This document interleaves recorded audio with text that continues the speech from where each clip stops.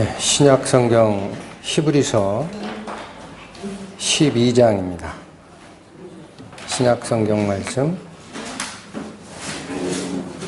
367페이지 히브리서 12장 1절부터 3절까지 읽겠습니다. 이러므로 우리에게 구름같이 둘러싼 허다한 증인들이 있으니 모든 무거운 것과 얽매이기 쉬운 죄를 벗어버리고 인내로써 우리 앞에 당한 경주를 경주하며 믿음의 주요 또 온전케 하시는 이인 예수를 바라보자. 저는 그 앞에 있는 즐거움을 위하여 십자가를 참으사 부끄러움을 개의치 아니하시더니 하나님 보좌 우편에 앉으셨느니라. 너희가 피곤하여 낙심치 않기 위하여 죄인들의 이같이 자기에게 거역한 일을 참으신 자를 생각하라. 같이 기도드리시겠습니다. 하나님 아버지 감사합니다. 오늘 저희는 하나님의 자녀된 성도들이 남은 인생을 무엇을 위하여 경주하는지에 대해서 기록하신 성경 말씀을 통해 배우고자 하며 그 경주를 하며 우리가 우리의 구주 예수 그리스도만을 바라볼 필요가 무엇인지를 또한 배우고자 합니다.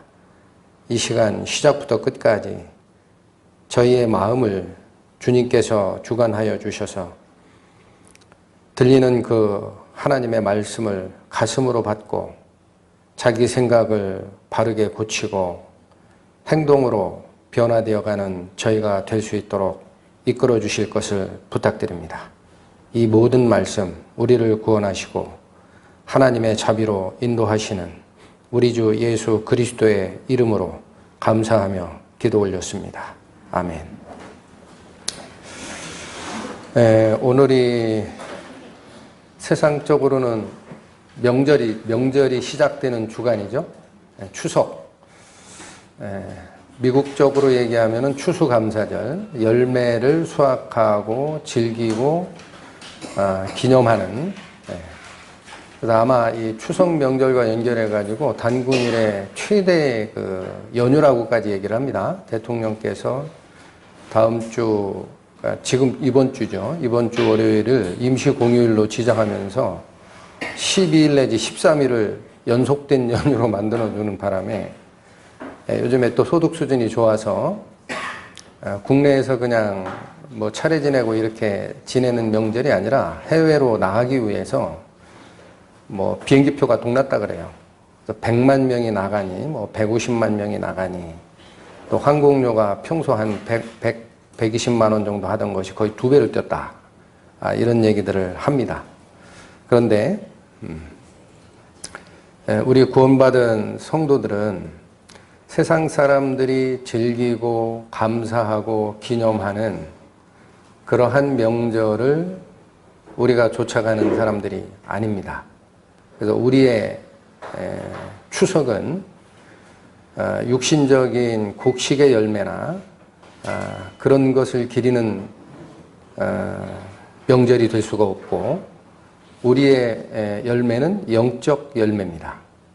그래서 우리의 진정한 명절은 아마 하나님 앞에 가면 부족했던 우리들을 다시 돌아보면서 온전한 찬양을 드리고 감사를 올리는 그것이 진정한 명절이 될 것이고 또 그러한 명절을 맞이하기 위한 성도들의 마땅한 자세를 배워가는 것이 곧 명절을 준비하는 자세가 될 것으로 생각이 됩니다.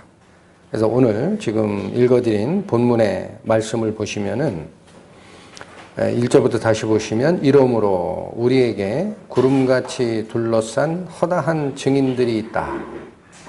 그런데 이 증인들 앞에서 우리가 뭘 하나를 잘 보세요. 허다한 증인들이 있는데 법정 증인이 아닙니다. 있으니 모든 무거운 것과 얽매이기 쉬운 죄를 벗어버리고 인내로서 우리 앞에 당한 경주를 경주하자. 어떤 증인입니까? 증인이라는 것은 바라보고 있는 자예요. 지켜보고 있는 자들이 있다. 근데 그 지켜보는 무리가 구름과 같이 허다한 무리가 우리를 지켜보고 있고, 그 안에서 우리는 올림픽 경기장의 선수처럼 경주에 임하고 있는 선수들이다라는 얘기입니다. 근데 이 허다한 증인들이 같은 히브리서 12장 22, 23절, 24절을 보시면은 사람뿐만 아니라 하늘에서 지켜보는 존재들도 있다라는 거예요. 먼저 가보실까요? 22절. 그러나 너희가 이른 곳은 시온산과 살아계신 하나님의 도성인 하늘의 예루살렘과 천만 천사와 영적 존재가 나오죠. 그 다음 하늘에 기록한 장자들의 총회와 교회와 만민의 심판자이신 하나님과 및 온전케 된 의인들의 영들과 새 언약의 중보이신 예수와 및 아벨의 피보다 더 낮게 말하는 뿌린 피가 곧 모든 경주를 지켜보고 있는 그 수많은 구름 같은 증인들이다라는 얘기입니다. 그러니까 우리가 성도의 남은 인생을 살 때도 마음가짐이 조심스럽습니다. 우리가 지금 눈에 보이는 대로 물론 3차원의 제한을 받는 존재로서의 인간이기 때문에 이 작은 교회 안에, 지역교회 안에 모일 때 이게 단 줄 알고 있을 수 있어요. 그런데 그렇지 않습니다. 이건 항상 영적인 경주이고 누가 지켜보고 있는 거예요? 천만 천사와 장자들의 총회와 의롭게 된 영들과 예수 그리스도의 피가 지켜보고 있는 상태에서 우리가 경주에 임하고 있다. 그 말을 12장 1절이 주고 있는 겁니다. 다시 읽겠습니다. 이러므로 우리에게 구름같이 둘러싼 허다한 증인들이 있다. 자, 사람들이 하는 올림픽 경기장도 보면은 그 메인 스타디움이라고 그래서 뭐 10만 명이 들어가니 8만 명이 들어가니 그 관중석에 구름같이 자리를 차지하고 앉은 사람들이 올림픽의 꽃이라는 마라톤의 최종 결승전에 누가 통과할지를 보면서 다 지켜보고 있지 않습니까? 우리는 그러한 경기장에 선수로 있다라는 거예요. 이게 은혜롭고 또 한편으로는 뭐냐면 그러면 우리가 어떻게 경주해야 되느냐 이걸 발견하지 못하면 그냥 사람 사는데 남은 인생 의미 있게 살면 되는 거 아니냐 이렇게 낮게 생각할 수 있습니다. 그래서 이 분위기를 잘 좀 기억을 해주시고 그런데 자, 이 경주에 지금 우리가 임하고 있는데 두 가지 경주에 임하기 전에 버릴 것을 얘기하십니다. 계속 읽겠습니다. 허다한 증인들이 있으니 모든 일부만 전부 여기서 얘기하는 버릴 것들은 하나도 남김없이 전부 다를 버려라 그 얘기입니다. 모든 무거운 것과 얽매이기 쉬운 죄를 벗어버리고 두 가지를 말씀하시죠. 첫 번째가 뭡니까? 모든 무거운 것을 벗어버리라 그래요. 그리고 얽매이기 쉬운 죄도 벗어버리고 경주에 임하라. 그런데 그 경주에 임하기 전에 수단이 또 하나 살짝 제시가 됩니다. 인내로서 임하라라는 거예요. 인내로서. 참아야 된다. 인내로서 우리 앞에 당한 경주를 경주하자. 이게 첫 번째 우리에게 준 성도들이 남은 인생을 어떠한 경주를 해야 될지를 가르치는 핵심 내용이 됩니다. 이 말씀을 읽다가 무거운 것과 얽매이기 쉬운 죄를 벗어버리고 경주에 임하라. 이 말씀이 무슨 뜻일까? 얽매이기 쉬운 죄는 성도들이 죄에서 구속받은 영혼들이기 때문에 그건 깊이 있게 상고하지 않더라도 우리가 딱 느낌이 오는데 무거운 것들이 뭐냐라는 거예요. 이 무거운 것들이 도대체 뭘까? 이걸 왜 벗어버려야 되는가? 하고 생각을 모아서 앞서간 성도들의 교훈이나 가르침을 살펴봤더니 아예 간단하게 이렇게 얘기합니다. 자, 경기장에서 100m 달리기를 하든 마라톤 선수로 참여를 하든 간에 그때 경기복을 입고 참여하지 않느냐라는 거예요. 아주 간편하게 반바지 차림에 위에는 팔소매도 없는 런닝셔츠를 입는다. 왜 가볍게 하느냐 몸을. 그래야 빨리 달리고 지치지 않기 때문에 그러하다. 그런데 여기서 우리가 무거운 것과 얽매이기 쉬운 죄에 대해서 조금 더 구체적으로 볼 건데 세상에서 경주하는 자들은요. 무엇을 위해서 경주를 합니까? 뭘 바라보고 앞으로 달려갑니까? 눈에 보이는 것들은 여러 가지를 얘기할 수 있을 거예요. 여러 가지. 출세, 돈, 권력, 명예 여러 가지인데 성경이 말씀하시고자 하는 바는 핵심은 뭐냐면 자기만족이라고 얘기를 합니다. 세상 사람들이 추구하는 목적이 뭐라고요? 자기만족이에요. 내가 만족을 얻기 위해서 명예도 추구하고 내가 만족을 얻기 위해서 권력도 추구하고 내가 만족을 얻기 위해서 돈을 벌려고 그렇게 노력을 한다는 거예요. 그러니까 세상 사람들이 하는 경주는 무엇을 바라보고 하는 경주다? 자기 만족입니다. 그런데 성도들의 경주는 무엇을 향하여 가는 경주일까요? 성도들은 무엇을 바라보고 가는 겁니까? 네, 그 2절에 이미 나와 있지만 우리는 예수님을 바라보는 경주자예요. 그 말을 뒤에 다시 또 좀 깊게 살필 건데 예수님을 바라보라라는 말이 뭐냐면은 닮아라라는 얘기입니다. 예수님을 닮아가는 그 삶을 쫓아가는 게 성도들이 나아가는 경주의 목표 지점이다라는 거예요. 그러니까 그게 갈라져요. 세상 사람들은 자기 만족을 위해서 인생을 살지만 우리 구원받은 성도들은 예수님을 닮아가기 위한 삶을 산다. 그럴 때 똑같이 얽매이기 쉬운 것과 무거운 것과 얽매이기 쉬운 죄를 벗어버리라라고 얘기를 하죠. 그럴 때 생각하십시오. 세상에서는 내가 만족을 얻고 내가 누구에게 존경을 받고 내가 높임을 받기 위해서 거칠애를 합니다. 예를 들면 어떤 게 있어요? 임금은 왕복을 입어요. 각종 장식을 한 화려한 장식품을 매단 왕복을 입고 역시 왕비는 어떻습니까? 화려한 드레스를 입고 다닙니다. 그 왜 그래요? 똑같이 입고 다니면 구분이 안 되니까. 그러니까 결국은 자기를 드러내고 자기를 나타내기 위한 거칠애, 외식은 자기가 만족을 얻고 존경을 받고 자기 이름을 드러내기 위한 일종의 뭡니까? 표시입니다. 그런데 그런 옷을 입고는 경기에 임할 수 없다라는 거예요. 왕복을 입고 어떻게 단거리 달리기를 합니까? 연회복, 화려한 드레스를 입고 어떻게 경주장에서 경주를 할 수 있느냐. 그런 것들이 다 경주를 함에 있어서는 뭐와 같다라는 얘기입니까? 달리는 자를 속박하고 저지하고 방해하는 그게 무거운 거라는 거예요. 그걸 다 버리라는 얘기입니다. 자, 그래서 성경 말씀을 한 번 더 찾아보겠습니다. 디모데후서 3장 신약 345페이지 디모데후서 3장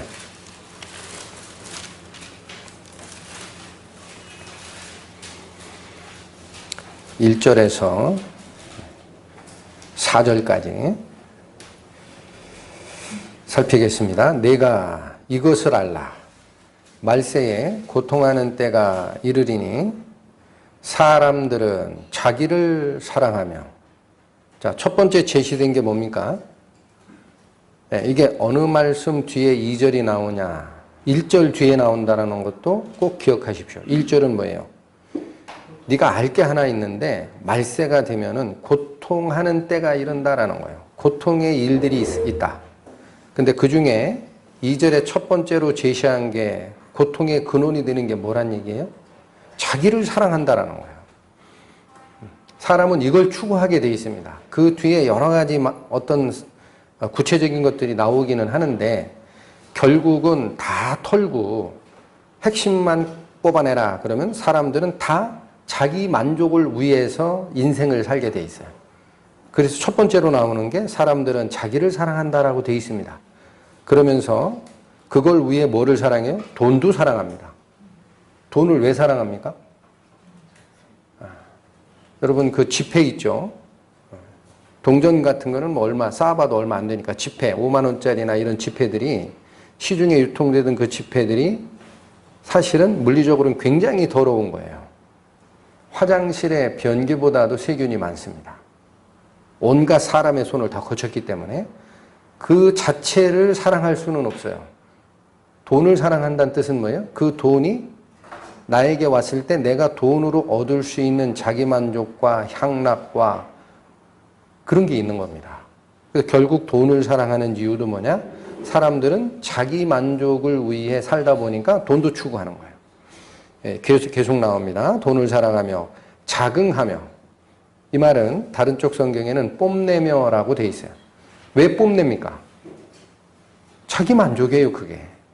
일정 수준에 가면은 금전욕보다, 이건 학자들이 연구한 겁니다. 그러니까 처음에 육체적인 정욕이 있어요. 식욕, 성욕, 이런 거. 그거보다 금전욕이 더 강하다 그래요. 그 다음에 금전욕보다 훨씬 더 강한 게 인간에게 있다 그렇게 얘기합니다. 이게 인간에게만 있는 거라 그래요. 그 뭔가 했더니 권력욕이래요. 권력욕. 금전을 다 소비하더라도 국회의원 한번 당선하고 싶어서 3선 4선에 실패하고 가선 탕진하는 사람 많이 봤습니다. 그 왜 권력을 차지해요? 자기를 뽐내기 위해서 그렇습니다. 내가 누구 위에 올라가려고. 자, 이게 그런 뜻이에요. 이게 다 뭐냐면 자기 만족을 위해 그렇게 하는 거예요. 세상 사람들이 자긍하며 교만하며 회방하며 회방한다라는 것은 모독한다라는 뜻입니다. 이게 신속모독이 될 수도 있고 다른 사람을 모독하는 일도 될 수도 있습니다. 그 다음 부모를 거역하며 저는 이 부모를 거역하며라는 말씀을 받으면서 이건 십계명의 하나죠. 인간에게 준 십계명의 첫 번째가 네 부모를 공경하라였습니다. 그게 하나님의 가르침인데 세상의 가르침은 반대로 가고 있어요, 요즘에. 제가 교단에 있다 보니까 압니다. 뭐라고 얘기하냐면 기성세대가 얘기하는 대로 내 인생을 얽매이지 말아라고까지 얘기해요, 교단에서. 너의 인생을 살라. 스티브 잡스를 못 봤냐? 걔가 아주 유명한 미국의 대학에 갔어도 자기가 원하는 바를 위해서 기존에 있던 교육 체계를 다 박차고 나와서 성공했다까지 얘기를 합니다. 그래서 오히려 전통적인 가치를 얘기하는 부모나 윗사람들의 얘기를 꼰대 사상이라고 몰아붙여요. 그게 지금 세대예요. 이게 문제란 얘기입니다. 그 안에 무슨 말이 무슨 뜻이 들어있는지 그 뜻이 성경적으로 나한테 주는 의미가 무엇인지 이건 이미 세상에선 버렸습니다. 교육 현장에서 버렸습니다. 안타깝습니다. 그 왜 그렇다는 얘기예요? 네 인생 살라는 거예요. 욜로. 전에 한번 말씀드렸죠? 욜로 사상이에요. 지금 신세대로. 욜로가 뭐의 약자예요? You only live once. 네 인생 한 번밖에 없다라는 거예요. 그 앞자가 You only live once가 욜로 사상이에요. 그러니 왜 네 인생 남의 가치에 얽매여서 사느냐. 너를 추구하라. 이렇게 가르쳐요. 이게 성경의 가르침과 반대가 되는 겁니다. 그 다음 감사치 아니하며 거룩하지 아니하며 무정하며 원통함을 풀지 아니하며 참소하며 여기 참소라는 말은 비방한다라는 뜻입니다. 다른 쪽 성경 말씀에 비방하고 절제하지 못하고 사납고 선한 것을 좋아하지 아니하고 하나님께서 선하다라는 그런 것들 그거 거추장스럽다고 얘기해요. 그런 거 필요 없다. 그 다음에 배반하여 팔며 이건 남을 속이는 거예요. 모든 일에 남을 속이고 조급하며 자고하며라는 말이 또 나오죠. 이 조급하며라는 그 단어는 다른 쪽 성경에 고집이 세며라고 나오더라고요. 그래서 이게 왜 그런 뜻으로도 바뀔까라는 걸 봤더니 조급하며라는 것은 그 액면적인 해석입니다. 그래서 다른 쪽 번역본에 보면 앞뒤를 가리지 아니하며라고 번역된 번역본도 있어요. 근데 그게 어떻게 고집이 세며라고 갈까? 했더니 원래 고집진 사람은요, 앞에 뭐가 있다라는 말을 안 듣습니다. 그냥 앞뒤 가리지 않고 자기 생각대로 가요. 그래서 아, 이게 그런 뜻이구나. 그 조급하다라는 거는 뭐를 급하게 하려고 한다라는 것보다는 그 숨은 뜻은 뭐예요? 남의 얘기를 안 듣고 자기가 원하는 대로 그냥 직선으로 가는 사람들이 있어요. 그게 이유가 뭐예요? 자고하기 때문에 그래요. 자고한다라는 거는 다른 쪽 성경에 자만으로 부풀려져 있다까지 해석을 해놨습니다. 그러니까 이런 모든 속성들이 왜 나온다라는 겁니까? 왜 나온다? 말세에 고통하는 현상이 있는데 그것은 첫 번째가 사람들이 자기를 사랑하기 시작하면서 나의 만족을 높이려고 권력도 추구하고 돈도 추구하고 나를 뽐내고 내 고집대로 하고 결국은 어디까지 갑니까? 4절에 맞아 있습니다.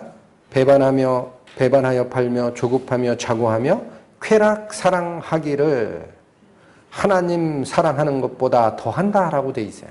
이게 핵심이에요. 사람이 자기를 사랑하는 것이 왜 고통이라고 성경이 얘기하느냐면요.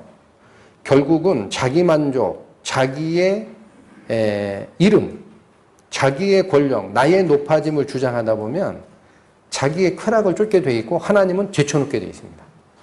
이 두 개가 어떻다는 얘기입니까? 상반된다라는 얘기예요. 근데 그게 왜 고통이다라고 합니까? 1절에 내가 이것을 알라 말세에 고통하는 때가 이르느니 이런 현상이 있고 4절에 가면 하나님보다도 쾌락을 더 사랑하게 된다까지 얘기를 했어요. 그게 왜 고통이에요? 즐거움이지. 그렇죠? 자, 성경은 분명하게 얘기합니다. 나중에 가서 찾아보시오. 예레미야 2장 19절에 가보시면 내 하나님 여호와를 버림과 내 속에 나를 경외함이 없는 것이 악이요 고통인 줄 알라. 하나님은 분명히 선언하셨어요. 사람은 하나님을 잊어버린 세대예요, 지금. 죄 속에 빠진 이 세상에. 하나님이 뭐라고 하면은 그 밑에 종속되는 게 그렇게 싫어가지고 무슨 소리 하는 거냐. 내 인생 내 맘대로 사는 거지. 무슨 하나님 얘기를 해. 자, 그 사상이 어디서 온 겁니까? 그 사상이 하와를 꿰었던 뱀의 말입니다. 누가 먹으면 죽는다고 하더냐. 하나님이. 그 거짓말이야. 그런 얘기예요. 먹으면 어떻게 되는 줄 아냐? 내가 알려줄까?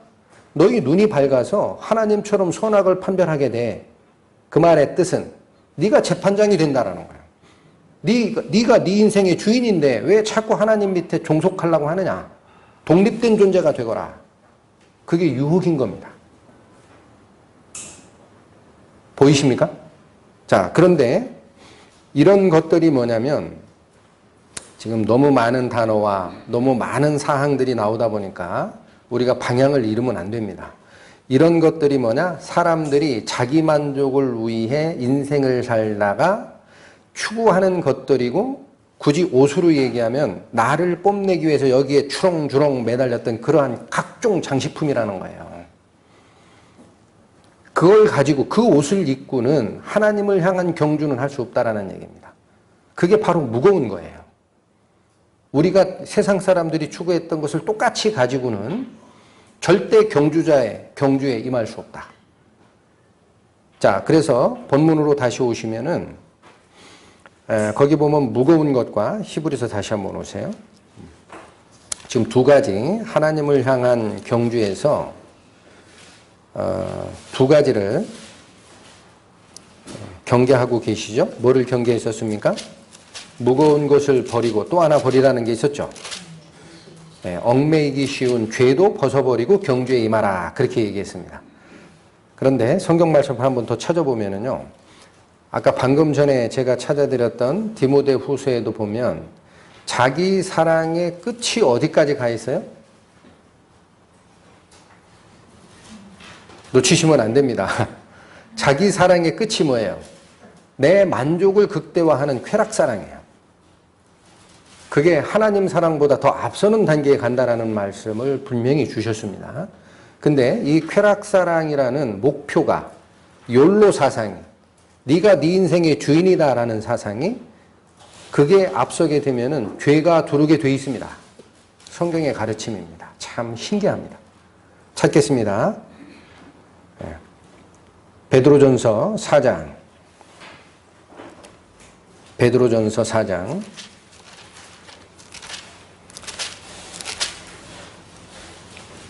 1절에서 5절까지 갑니다. 그리스도께서 이미 육체의 고난을 받으셨으니 너희도 같은 마음으로 갑옷을 삼으라. 이는 육체의 고난을 받은 자가 죄를 그쳤음이니 그 후로는 다시 사람의 정욕을 좇지 않고 오직 하나님의 뜻을 좇아 육체의 남은 때를 살게 하려 함이라. 너희가 음란과 정욕과 술취함과 방탕과 연락과 무법한 우상 숭배를 하여 이방인의 뜻을 좇아 행한 것이 지나간 때가 족하도다. 이러므로 너희가 저희와 함께 그런 극한 방탕에 다름질하지 아니하는 것을 저희가 이상히 여겨 비방하나. 이 말의 뜻이 뭘까요? 첫 번째는 그리스도께서 이미 육체의 고난을 받은 것처럼 너희도 같은 마음으로 뭐를 입으라라고 부탁의 말씀을 주셨습니까? 갑옷을 삼으라 그랬어요. 갑옷이 뭡니까? 전쟁에서 상대방이 쏘는 화살을 막아주는 나의 보호장구를 갑옷이라 그래요. 그런데 이번 시간 뒤에 지금 계속 상고하실 건데요. 잘 이해가 안 되는 게 뭐냐면 적의 화전을 막아주는 갑옷의 역할을 위하여 우리는 고난을 참아야 된다는 겁니다. 다시 읽겠습니다. 그리스도께서 이미 육체의 고난을 받으셨으니 너희도 같은 마음으로 갑옷을 삼으라. 갑옷을 삼기 위해서 뭐 하라는 얘기예요? 그리스도께서 육체의 고난을 참으셨으니 너희도 같은 마음으로 대하는 것이 갑옷이다라는 거예요. 뒤에 또 나옵니다. 이는 왜 그렇게 얘기하는지 아느냐 이런 얘기예요. 이게 무슨 뜻인지 아느냐. 육체의 고난을 받은 자가 뭐를 그치게 된다고요? 죄를 그치게 되는 겁니다. 여기서 말하는 죄는 우리가 생각하는 아주 좁은 의미의 죄가 아니라 원어적 의미는 죄가 뭐라고 전에 한번 설명을 드렸냐면요. 히브리어의 의미로는 하타트입니다. 하타트. 하타트가 뭐냐?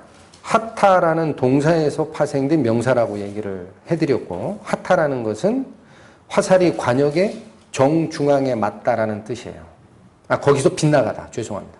정중앙으로 가야 될 화살이 관역에서 빗나가다라는 뜻이 하타입니다. 하타트는 하나님이 원래 목표한 그 위치에서 벗어나는 모든 것이 죄입니다. 그 죄를 우리가 막기 위해서는 어떤 마음으로 갑옷을 입어야 된다 그랬어요? 고난을 참은 그리스도의 마음을 가지라라는 거예요. 그리고 뒤에 연이어서 나오는 것이 육체의 고난을 받은 자는 죄를 그치게 된다는 거예요. 자, 여기서부터 우리가 어려운 얘기가 나와요. 왜 고난이 그리스도의 삶에 계속 쫓아다니느냐라는 거예요. 그게 물질적 고난이 됐든 마음의 고난이 됐든 특히나 이 마음의 갈등이 더 중요합니다. 성경은 그렇게 얘기하십니다. 그런 고난, 고통, 갈등 이런 게 왜 생기느냐? 어디로 이끌고자 하는 거냐면요.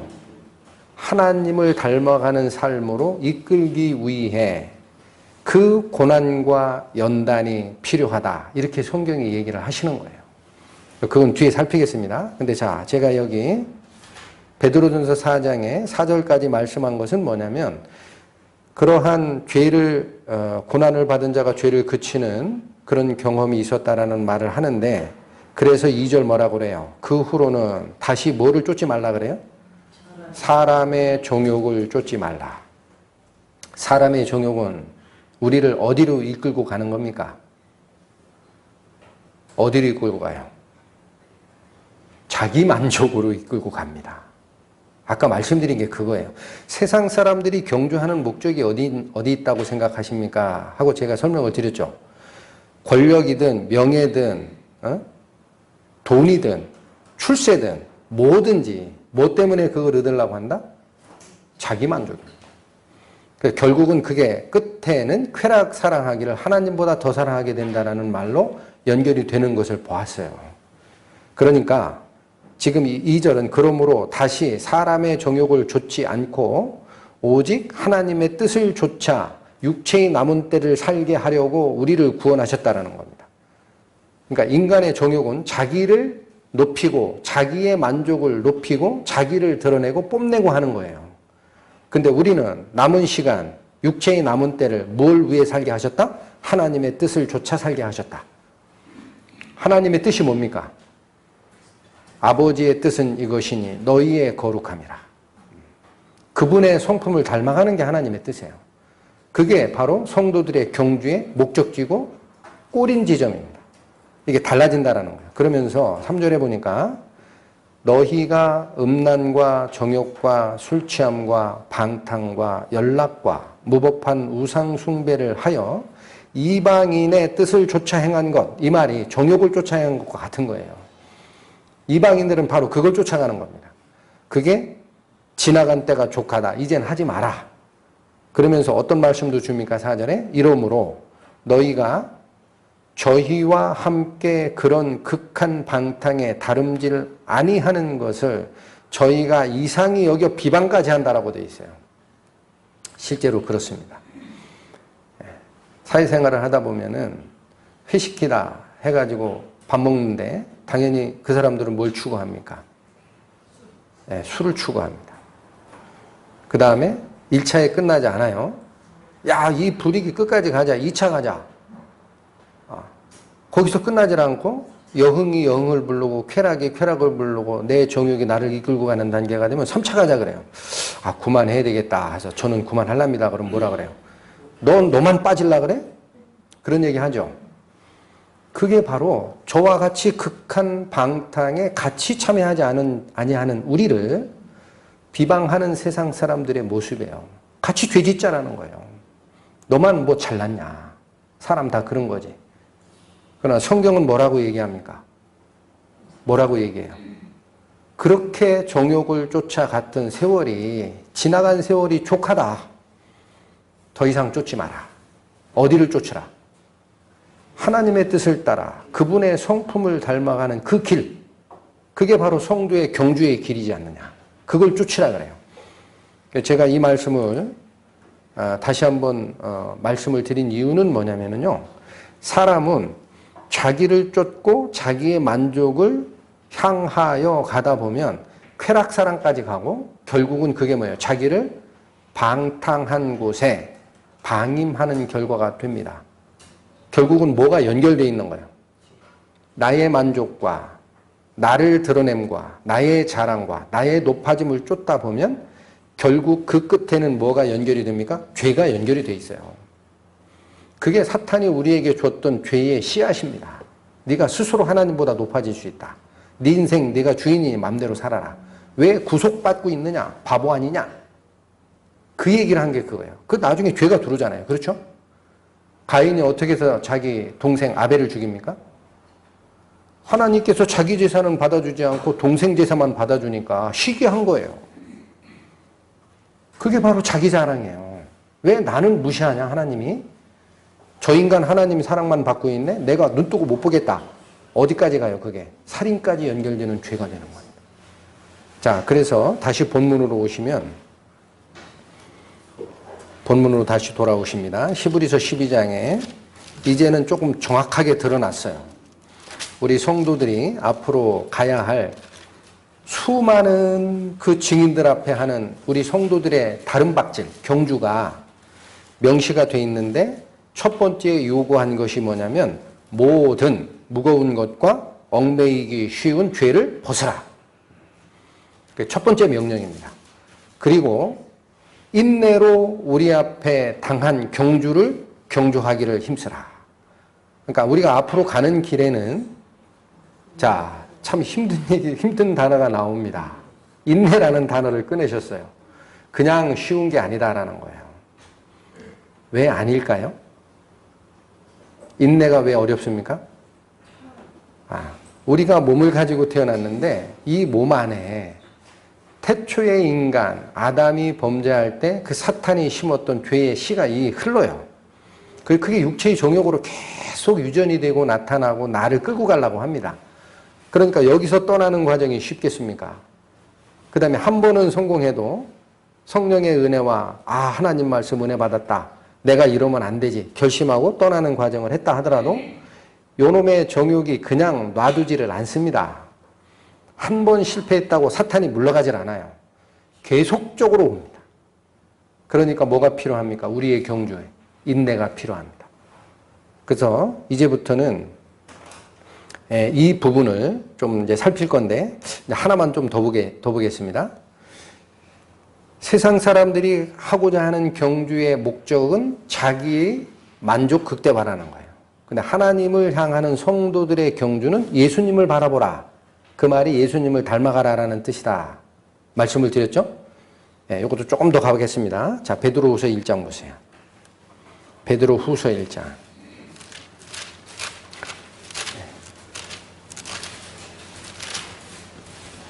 전에도 계속 설명드렸던 것이 우리가 되새김질을 계속하는 겁니다. 베드로후서 1장 4절에 보면 이게 바로 성화에 대한 베드로 사도의 명령입니다. 4절 보시겠습니다. 이로써 그 보배롭고 지극히 큰 약속을 우리에게 주사 이 약속으로 말미암아 너희로 정욕을 인하여 세상에서 썩어질 것을 피하여. 자, 이게 뭐 하나 나오죠? 뭘 피하라고 나옵니까? 정욕 때문에 세상에서 부패한 행동과 목표들이 존재한다라는 거예요. 그걸 피하라. 피하여 어디로 갑니까? 우리는 신의 성품에 참여하는 자가 되게 하려 우리를 구원하시고 불렀다라는 거예요. 여기 신의 성품에 참여한다라는 이 단어가 한자로 신성화라고 부르는 겁니다. 신의 성품으로 바뀌어가라는 거예요. 쉽죠? 한자로 신성화라는 것이 신의 성품으로 바뀌어가라는 말입니다. 그걸 더 간단하게 줄인 게 뭐냐? 성화라고 줄이는 거예요. 그러니까 성화라는 단어가 무슨 뜻인지를 우리는 아주 쉽게 받을 수 있어요. 하나님의 신의 성품에 우리가 닮아가는 삶을 살라. 그게 성화구나. 그걸 다른 말로 뭐라고도 얘기합니까? 하나님이 내가 거룩하니 너희도 거룩하라라는 그 명령. 그거 똑같은 거예요.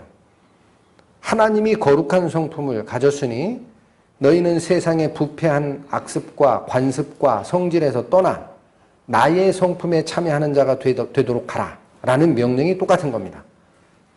자, 그런데 여기 보면 4절도 이로써 그 보배롭고 지극히 큰 약속을 우리에게 주어서 이 약속으로 말미암아 하나님의 성품에 참여하는 자가 되게 하려 하였다. 그렇게 돼 있죠. 어떤 보배롭고 어떤 지극히 큰 약속을 우리가 받았나요? 어떤 약속과 어떤 보배로운 어떤 큰 약속을 받았습니까? 하나님께. 너는 나의 자녀라. 그 약속 받았습니다. 내가 너를 낳았다. 여러분 생각하십시오. 하나님의 자녀라는 지위가 있죠. 생각할수록 감격스러운 지위입니다. 자녀는 누구를 닮습니까? 낳으신 부모를 닮게 돼 있어요. 개가 자녀를 낳으면 개가 됩니다. 고양이가 새끼를 낳으면 고양이가 돼요. 사람이 새끼를 낳으면 무슨 모양을 닮고 나와요? 사람을 닮고 나옵니다. 그럼 하나님께서 낳은 자녀면 누구를 닮게 돼 있어요? 하나님을 닮는 거예요. 그게 성도가 가야 할 경주라는 겁니다. 그래서 신성에 참여하라고 돼 있는 거예요. 신의 성품에. 그런데 이 보배롭고 그 다음에 지극히 크다 그랬어요. 이게 왜 커요? 자녀가 무슨 지위를 가지게 됩니까? 로마서에 나오죠. 자녀면 곧 유업을 얻을 자라. 아버지의 생업, 아버지의 기업, 아버지가 행했던 것을 상속받는 자가 자녀 아니냐 그렇게 얘기합니다. 그러니까 그게 얼마나 큰 약속이에요. 우리가 하나님의 자녀로 거듭난 다음에 무슨 지위가 주어진 겁니까? 하나님이 계시는 그 나라를 상속받는 자란 얘기입니다. 자녀면 곧 유업을 받을 자라 그랬어요. 성경에. 얼마나 큽니까? 그 유업을 받을 자고 자녀로 삼았으니 당연히 구원받은 성도는 뭐를 닮아가는 삶을 살아야 돼요? 그분의 성품을 닮으란 얘기예요. 당연한 말씀을 하시는 거예요. 그래서 신의 성품에 참여하고 뭐는 떠나라? 세상이 쫓아갔던 정욕의 결과가 부패한 관습과 부패한 목적과 자기의 만족을 쫓아 쾌락을 쫓아갔던 그 삶에서 떠나라. 드러나죠. 목적이 분명히 보여야 됩니다. 자, 그래서 문제는 이 삶에 있어요. 이 경주. 구원받은 후에 대충 사는 게 아니고요. 목표를 분명히 확인하셔야 됩니다. 하나님의 성품을 닮아가는 그 경주. 그 경주는 우리만 한 게 아니라는 거예요. 성경의 말씀. 누가 했어요? 믿음의 선진들. 우리를 앞서서 생을 마감했던 먼저 갔던 하나님의 자녀들이 갔던 길입니다. 그래서 히브리서의 저자, 저는 개인적으로 사도 바울이라고 확신하는데 그분께서는 어떻게까지 얘기하느냐면 내가 간절히 너희들에게 바라는 게 있다까지 얘기해요. 찾아보겠습니다. 히브리서 6장. 히브리서 6장 보십시오. 11절. 12절까지 찾으셨으면 읽겠습니다. 히브리서 6장 11절 12절. 우리가 간절히 원하는 것은 얼마나 간절한지 느낌이 오십니까? 네. 우리가 간절히 원하는 게 있다는 거예요. 이 편지를 쓰고 있는 사도 바울 및 말씀 전하는 그룹이 뭐라고 얘기하십니까? 너희 각 사람이 동일한 부지런을 나타내어 끝까지 소망의 풍성함에 이르도록 하고 12절 게으르지 아니하고 믿음과 오래 참음으로 말미암아 약속들을 기업으로 받는 자들을 어떻게 되는 자가 되도록 본받는 자 되게 하려는 것이 내가 간절히 원하는 거다. 이 말에는, 이 말씀에는 두 가지 뜻이 있어요. 첫 번째는 뭡니까? 지금까지 설명드렸던 부지런하고 게으르지 말아서 믿음과 오래 참음으로 성도의 경주를 경주하라라는 말씀이 들어가 있고요. 또 하나는 이런 삶을 믿음의 선진들이 다 살았다는 거예요. 그래서 뭐를 본받는 자가 되라는 얘기입니까? 12절에 나오죠. 게으르지 아니하고 믿음과 오래 참음으로 말미암아 약속을 기업으로 받는 자들을, 이게 누굽니까? 먼저 갔던 하나님의 자녀들입니다. 그 자들을 본받는 자 되기를 내가 그렇게 간절히 원한다라는 거예요. 그들이 똑같은 믿음의 행진을 했다. 그러니까 본문 12장, 히브리서 12장에도 처음에 그리스도인들의 경주를 얘기하면서 맨 처음에 예시한 게 뭡니까? 우리를 바라보고 있는 구름 같은 증인들이 있다. 기억하라. 너희들만의 경주가 아니다. 예수님을 바라보고 쫓아갔던 그 믿음의 선진들이 하늘나라에서 천만천사와 장자들의 총회와 의롭게 된 영들과 그리스도의 뿌린 피가 우리를 다 내려다보고 있는 거예요. 이 경주를 지켜보고 응원하고. 박수치지 가만히 있습니까? 경기장에? 관중석에서? 난리치잖아요. 사람들도 경기할 때. 다 보고 있는 거예요. 그들을 닮아가라. 그렇게 얘기합니다. 우리만의 경주가 아니죠. 네. 모든 자를 위한 경주입니다. 자, 저쪽에 나중에 이건 참고하십시오. 고린도전서 11장에 가시면 1절쯤에 사도 바울은 뭐라고까지 얘기하느냐면요. 예수님을 닮아라 그러면 잘 안 보여요. 예수님은 우리랑 너무 간격이 커. 그분은 하나님이시잖아. 내가 어떻게 그분을 닮지? 이런 생각들을 하니까 고린도전서 11장 1절에 가면 사도 바울은 중간 목표를 줘요. 아예 보이기 쉬운 거. 그래서 뭐라고까지 하냐면 내가 그리스도를 본받는 자 된 것 같이 너희는 나를 본받는 자 되라. 그건 자기를 드러내려는 표현이 아닙니다. 예수님을 본받으라 그러니까 너무 멀어요. 아니 그분은 하나님이신데 우리가 어떻게 그분을 닮아가냐. 자꾸 포기하려고 그래. 그러니까 자기를 본받는 자처럼 내가 예수님을 본받은 자다. 그러니까 너희는 잘 모르겠지. 그러면 나를 본받는 것처럼 나를 표본으로 삼으라. 여기 있는 이 말씀은 똑같이 사도 바울이 누구를 본받으라 그랬어요? 앞서간 믿음의 선진들이 있다. 간절히 내가 원하는 게 하나가 있다. 중간에 포기하지 말고 똑같은 믿음의 경주를 끝까지 한 자들이 있으니 따르라.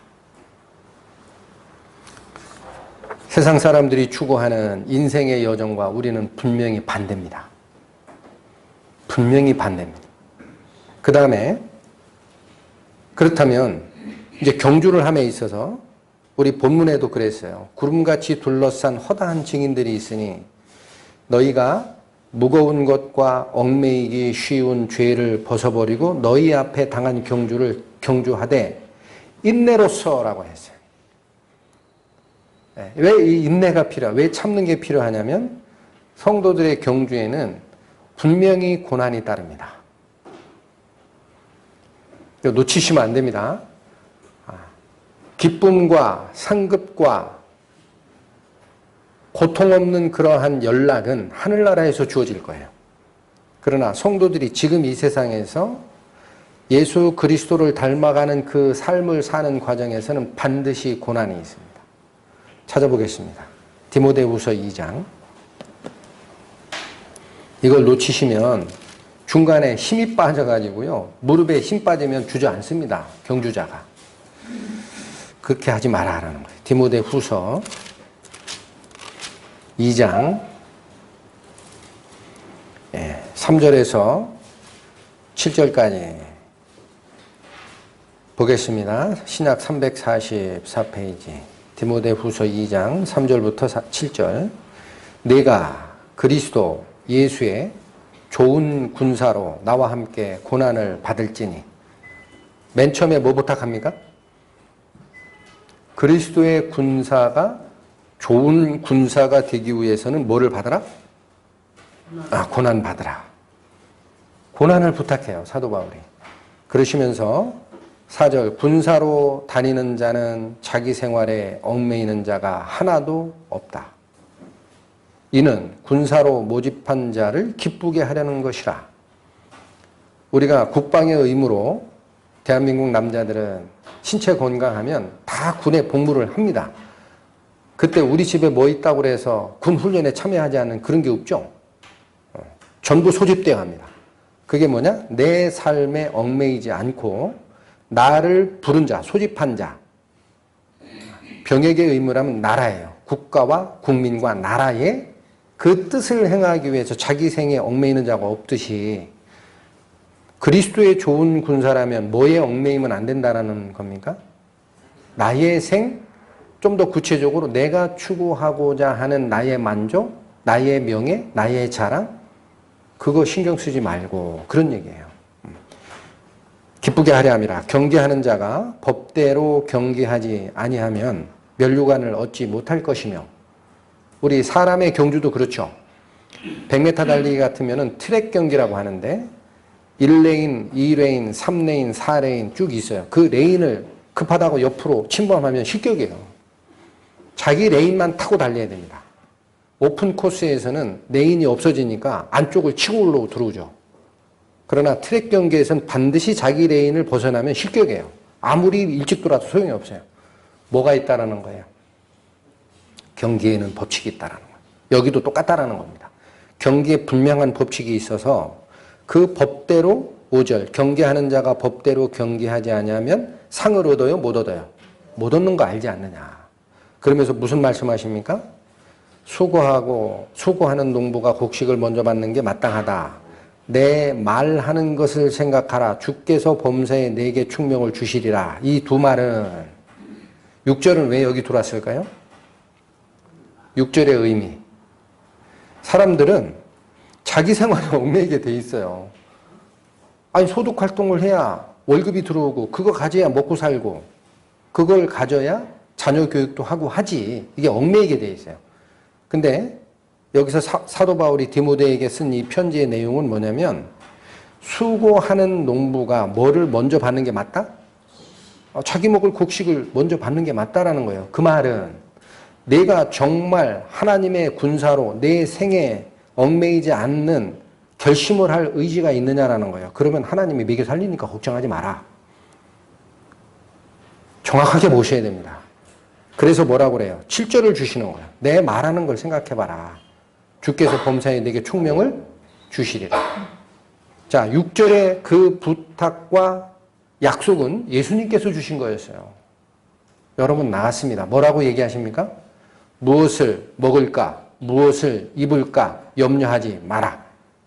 하늘에 계신 내 천부께서 이런 것이 너희에게 있어야 될 줄 아시느니라. 그러므로 먼저 무엇을 구하라? 그의 나라와 그의 의를 구하라. 그리하면 이런 것들을 너희에게 더하여 주실 것이라. 우리 사람들은 약한 존재이기 때문에 핑계가 많습니다. 내가 분명히 하나님 일을 하고 싶다라는 생각은 있어요. 그거 좋아요. 근데 막상 내가 정말 좋은 그리스도의 군사로 하나님 앞에 종으로 살 거냐라는 질문이 딱 들어왔을 때 내 생업 포기할 수 있느냐 물으실 겁니다. 하나님. 거의 다 꼬꾸라집니다. 아, 그건 아니죠. 하나님, 잠깐만요.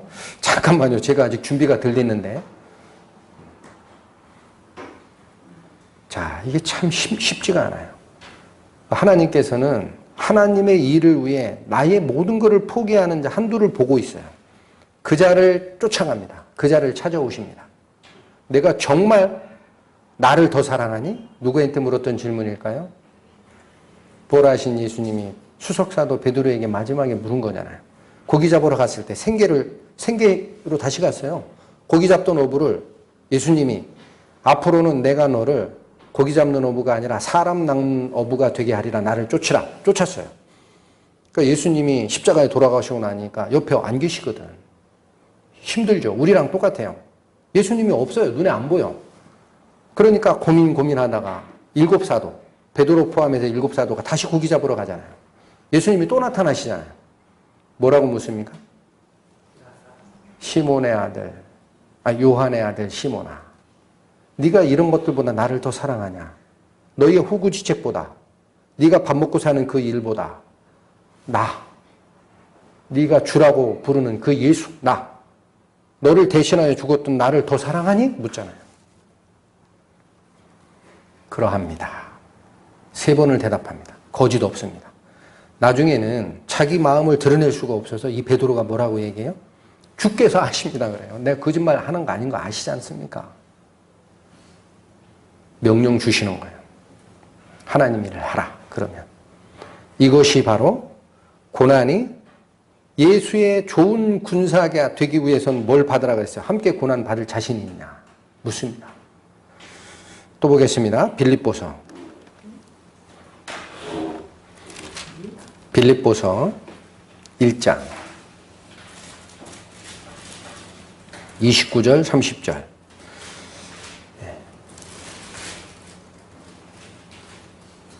읽겠습니다. 그리스도를 위하여 너희에게 은혜를 주신 것은, 자, 우리 다 은혜 받았잖아요.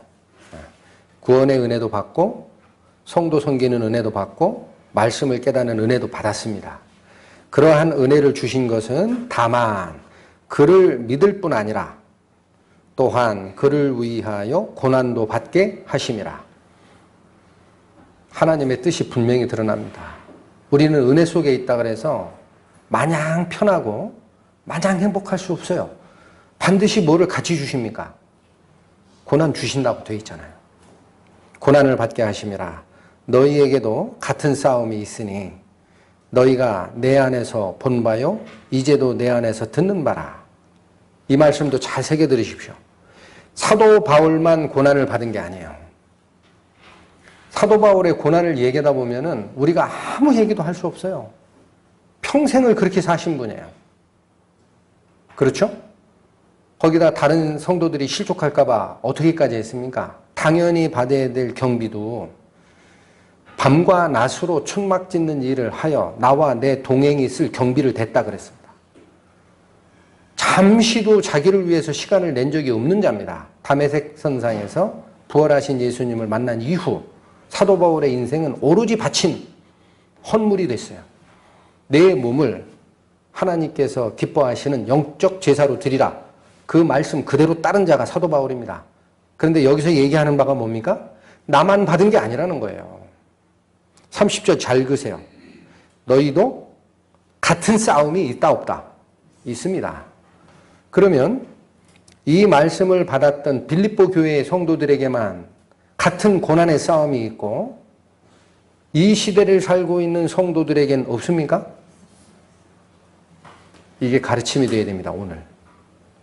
똑같이 있습니다. 자, 그런데 더 어려운 싸움이에요. 왜 그럴까요?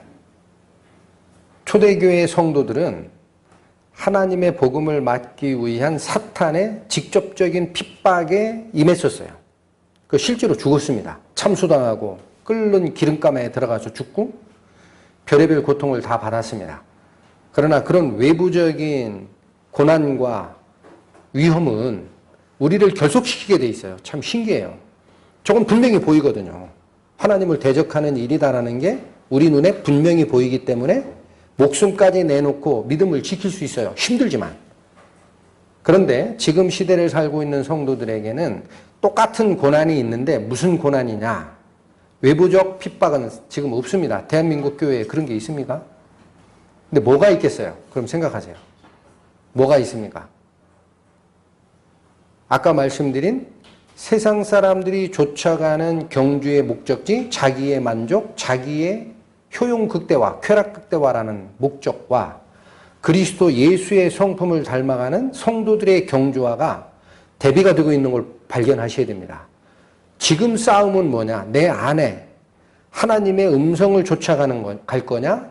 내 육체적 정욕이 나를 끌고 가는 나의 자랑, 나의 뽐냄, 내가 높아짐, 나의 만족을 쫓아갈 것이냐의 싸움입니다. 그걸 버리지 않으면 어디를 쫓아갈 수 없다라고 베드로 사도가 얘기하신 거예요. 정욕을 인하여 세상에서 썩어질 것, 그걸 피하여 신의 성품에 참여하는 자가 되도록 하였다. 이 과정은 내부적인 거기 때문에 쉽지 않아요. 더 어렵습니다. 우리가 그걸 모르면 교회에서 왜 분란이 일어나고 교회에서 성도 간에 왜 감정적인 문제가 일어나는지 이해를 못하고 잘못하면 무릎에 힘 빠져가지고 주저앉습니다. 연결됩니다. 2절까지 2장 보세요. 자, 그러므로 성경은 문맥을 보시라 그랬어요. 똑같은 싸움이 있다라고 빌립보 1장 30절에 말씀을 하신 다음에 2장 1절이 그러므로라고 받고 있습니다. 그건 연결된 거예요. 그 다음에 뭐라고 얘기하십니까? 그리스도 안에 무슨 권면이나 사랑의 무슨 위로나 성령의 무슨 교제나 긍휼이나 자비가 있거든. 이게 뭐예요? 성도가 쫓아가야 될 마땅한 행실이 있거든. 그런 얘기예요. 그거 우리 알고 있어요. 그걸 쫓아가야 되는 게 있다라는 걸 알고 있습니다. 있거든. 2절부터 잘 읽으셔야 됩니다. 마음을 같이하여 같은 사랑을 가지고 어떻게 해야 된다고요? 뜻을 합하며 한 마음을 품어야 됩니다.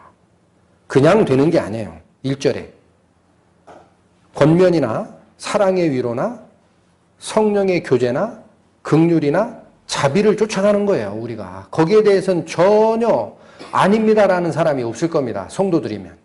그런데 그걸 위해서 어떻게 해야 된다고요? 2절에 마음을 같이하고 같은 사랑을 가지고 뜻을 합하여 한 마음을 품어야 된다.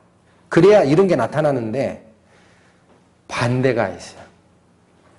한 마음을 품거나 같은 사랑을 가지고 합하는 과정에 문제가 생기는 것들이 있다라는 거예요. 그게 3절입니다. 읽겠습니다. 아무 일에든지 다툼이나 허용으로 하지 말고. 자, 하지 말아야 될 게 나오죠. 아무 일을 하든지 다투거나 허용으로 하지 말라. 허용이라는 것은 다른 쪽 성경에 헛된 영광이라고 돼 있어요. 요걸 조금 더 파고 들어가면 전에 한번 설교가 나갔었습니다. 헛된 영광은 나를 높이려는 것을 얘기하는 거예요. 항상. 아까 얘기했던 세상 사람들이 쫓아가는 게 핵심이 뭐라 그랬어요? 자기 사랑이라 그랬어요. 내가 만족을 느끼고 내 이름이 높아져야 되고 내가 뽐나야 되고 사람들이 나를 우러러야 되고 그것이 헛된 영광입니다. 그 헛된 영광 때문에 다투거나 헛된 영광을 쫓지를 말고 자 그러면 그거 버리려고 그러면 어떻게 해야 되나요? 네가 잘났다 내가 잘났다 다투는 것과 나를 높이려고 하는 그 교만과 뽐냄과 반대로 남을 비난하는 이런 것들이 허영에서 나오는 건데 그걸 없애려면 피하려면 어떻게 해야 돼요? 연결됩니다. 성경을 그래서 잘 보셔야 돼요. 오직 이것밖에 없다는 거예요. 이것밖에 없다. 다툼과 허영을 내버리는 방법은 이것밖에 없다. 오직 뭐라고 그래요? 겸손한 마음으로 각각 자기보다 남을 낮게 여기라. 남을 낮게 여기는 마음이 없으면 절대 버릴 수 없는 것이 허영입니다. 헛된 영광. 내가 높아지려고 하는데 어떻게 남을 높여요? 남이 낮다라고 생각하면 나를 어떻게 해야 됩니까? 낮춰야 됩니다. 그러면서 어떤 말까지 주십니까? 각각 자기 일을 돌아볼 뿐더러 또한 각각 다른 사람들의 일을 서로 돌아보고 서로 다른 사람의 입장이 돼보고 이해하고 해서 나의 기쁨을 충만케 하라. 그게 하나 되는 마음이다. 그러면서 어디까지 나와요? 너희 안에 이 마음을 품으라. 곧 그리스도 예수의 마음이다. 그분이 어떻게 한 줄 아냐? 본체 하나님의 형상이지만 자기를 비워서 사람의 형체로 이 세상에 오셨고 죽기까지 복종한 그 마음이 있다. 그리스도가 자기를 높인 적이 한 번도 없어요. 그게 바로 그리스도인들이 닮아가야 할 뭡니까? 겸손입니다. 이걸 부탁하고 계세요. 그 다음에 아까 제가 그 빌립보서 1장 거기 말씀을 드리다가 여길 먼저 왔는데 빌립보서 1장도 사실은 연결된 거예요. 거기 잠깐 더 가보겠습니다. 빌립보서 1장에 말씀을 잘못했어요. 디모데후서 아까 봤던 디모데후서 2장에 성경의 맥락은 조용한 때 한번 이걸 상고를 해보시면은 어떤 때는 참 은혜롭고 아주 정밀하게 연결이 되어 있어요. 우리에 대한 가르침이. 근데 아까 디모데후서 2장 3절에서 7절까지 말씀을 드렸잖아요. 어떻게 하라 그랬어요? 그리스도의 좋은 군사가 되기 위해서는 똑같이 고난을 받으라.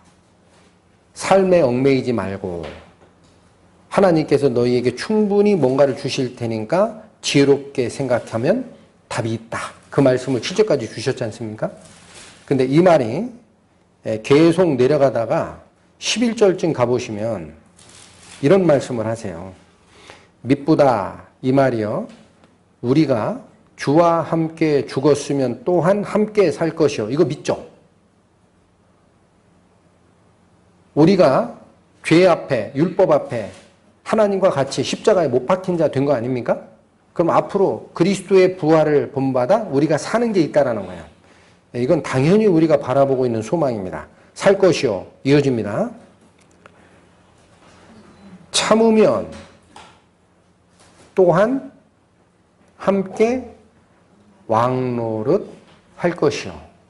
자, 희한한 말씀을 주세요.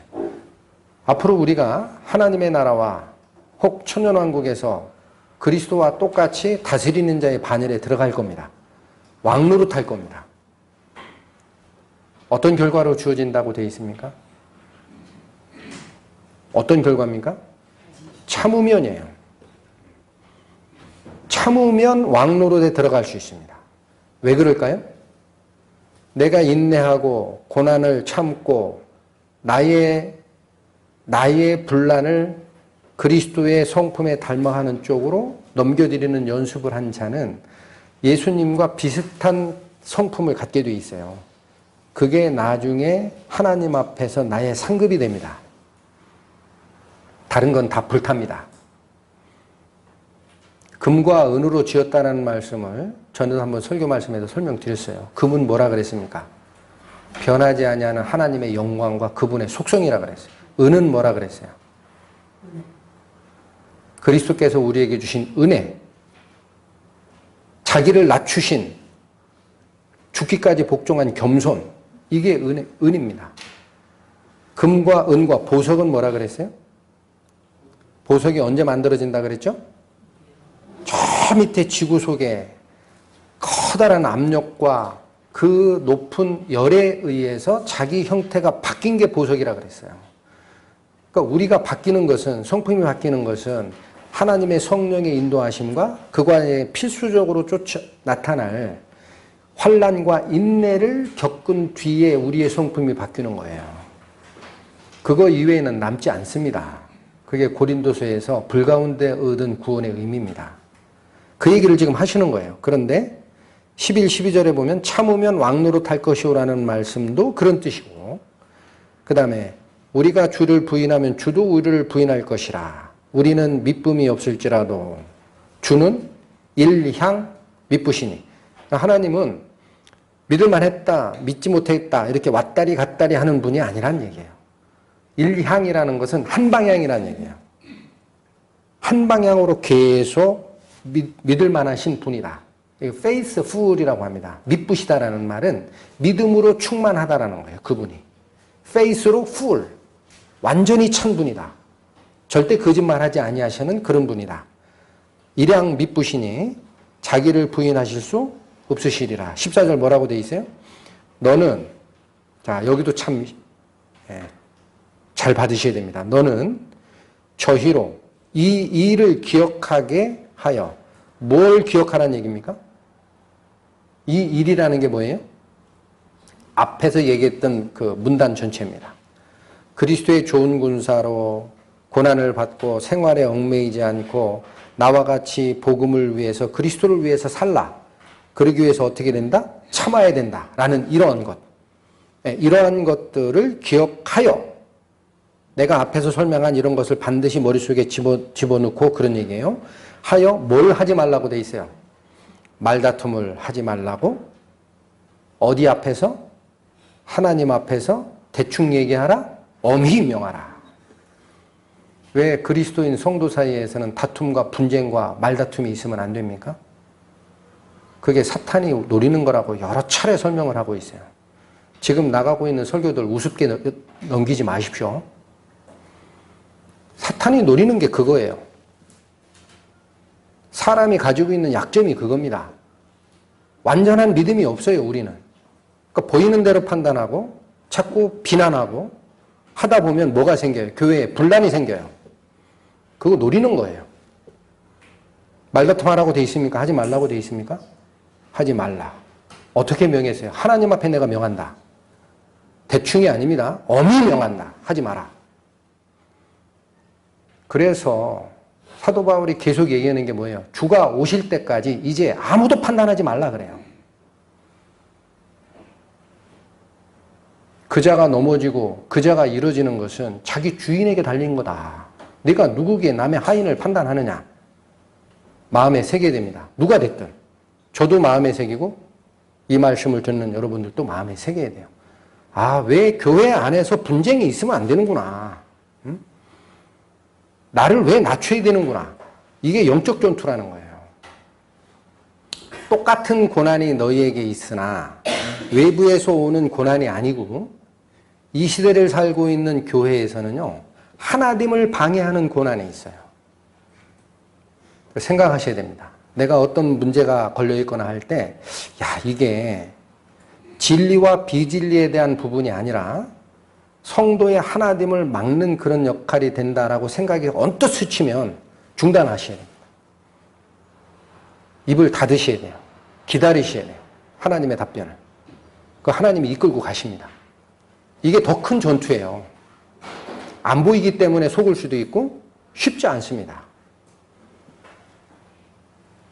자, 그래서 그러면 왜 이런 고난과 역경이 오느냐? 앞에 베드로 전서에 베드로 후서입니까? 전서입니까? 베드로 후서에 이미 말씀을 드렸어요.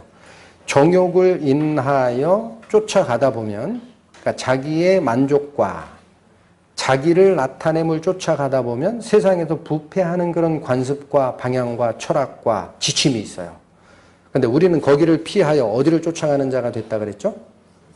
신의 성품에 참여하는 자가 되게 하였다 그랬어요. 근데 이 신의 성품에 참여하는, 다른 말로 말씀드리면 거룩함을 좇아가는 길에는 성경이 말씀하시는 게 연단이 반드시 필요하다 그럽니다. 그러면 그 연단 때문에 뭐를 주시는 거예요? 순서가 그렇습니다.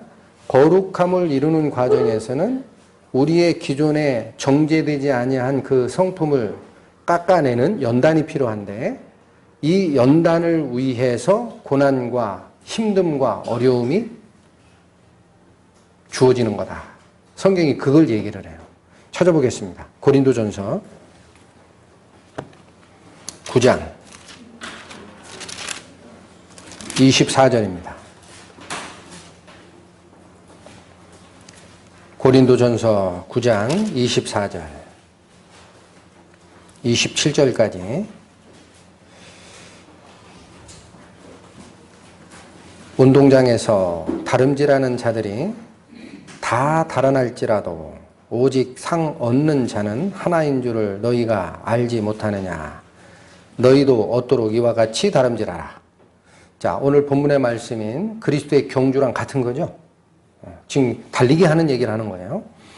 그런데 24절의 말씀은 이겁니다. 사람의 달리기 경주에서 1등이 상을 얻어요. 월계관을. 올림픽에 우승한 자에게 월계관 씌워지는 거 아시죠? 그걸 지금 빗댄 겁니다. 로마 시대예요, 이게. 초대교회가 바로 인류 역사의 배경은 로마 시대입니다. 그래서 그거 빗대는 거예요. 자, 니네들 봤지? 사람들이 경기장에서 1등 할 때 1등 우승자에게 머리에 월계관 씌워주는 거 알지 않느냐라는 거예요. 그것처럼 너희도 열심을 내라. 그 말씀을 주신 거고, 25절. 이기기를 다투는 자마다 모든 일에 절제하나니. 이기는 방법이 있습니다. 뭘 요구하십니까? 절제하라 요구해요. 참아라. 자, 왜 그러냐면 저희는 썩을 면류관을 얻고자 하나 우리는 썩지 아니할 것을 얻고자 하노라.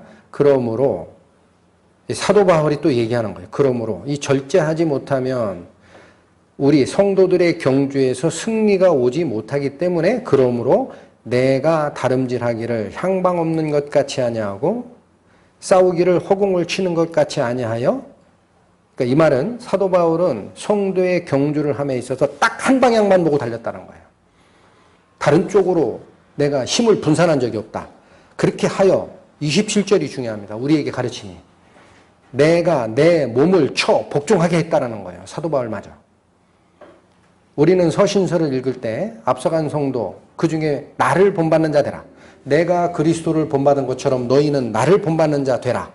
까지 얘기했던 사도 바울은 고민이 없었던 것 같죠. 여기 나옵니다. 왜 그런 결과가 나왔는지. 어떻게까지 했다는 거예요? 자기 몸을 쳐서 복종케까지 했다는 거예요. 그분도 그런 절제의 삶을 살았던 겁니다. 여기 자기 몸을 쳐서 복종케 했다라는 이 말은 다른 쪽 번역본에 보면 억제하여라고도 되어 있고 단련하여라고도 되어 있어요. 왜냐하면 성품이 육체의 정욕을 쫓아가게 되어 있는 성품이 사도 바울 안에도 있거든요. 계속 연습하는 거예요. 자기 몸을 친다라는 게 그겁니다. 그렇게 하여, 자, 뒤에 말씀, 내가 남에게 전파한 후에 자기가 도리어 버림이 될까 두려워서 그랬다라는 거예요. 사도 바울이. 다른 사람도 아닌 사도 바울께서. 이 말이 무슨 말입니까? 경건에 이르라라고 계속 얘기하잖아요. 가르침을 주고. 성도의 경주는 그거다. 그리스도를 바라보고 그분을 닮아가라. 그렇게 말을 전한, 말씀 전하는 자이지만 자기도 이 과정에서는 예외가 아닙니다. 내가 나를 절제하고 내가 나를 쳐서 복종하게 하고 거룩한 성품에 가는 그 과정에 내가 게을렀으면 어떤 상태에 빠진다는 거예요? 내가 그 비밀을 남에게 전한 다음에 내가 실격자가 된다는 거예요. 여기서 버림을 받는다는 것은 구원을 잃어버린다는 얘기가 아닙니다. 다른 쪽 성경에 실격자가 된다는 거예요. 실격자는 뭐예요? 경기에서 실격되는 거예요. 그럼 뭐가 없어요? 상이 없는 거예요. 여러분, 성도들의 경주는요, 이걸 자꾸 구원받은 후에도 성화가 완성이 안 되면 구원이 취소된다라고 자꾸 생각하는 사람들이 있어요. 생각을 잘 하셔야 됩니다. 성도들의 경주는 경기장에 입장한 자가 성도입니다. 누구만 경기장에 입장할 수 있어요. 하나님의 자녀된 자 외에는 출전권 자체가 없습니다. 잘 보셔야 됩니다. 여기서 얘기하는 남에게 전파한 후에 내가 버림을 받는다라는 이 버림은 천국에서 버림을 받는 게 아니라 실격자라는 거예요. 원어의 뜻이. 경기에서 실격됐다라는 거예요. 그러니까 뭘 못 받아요? 상은 못 받는다라는 거예요. 그러니까 내가 그럴 수도 있다라는 거예요. 내가 남을 그렇게 가르쳤는데 내가 절제하는 삶, 내 몸을 쳐서 복종시키는 연습을 하는 이유가 뭔지 아십니까? 남에게 열심히 얘기해놓고 나는 상 못 받는 자가 될 수 있습니다. 그래서 나도 이렇게 한다라는 거예요. 그러니 우리 같은 믿음이 약하고 행함이 일천한 성도들은 어떻겠습니까? 그냥 됩니까 이게? 그러니까 절제가 요구된다라는 말씀을 주신 거예요. 그 다음에 로마서 한번 보실까요? 로마서 5장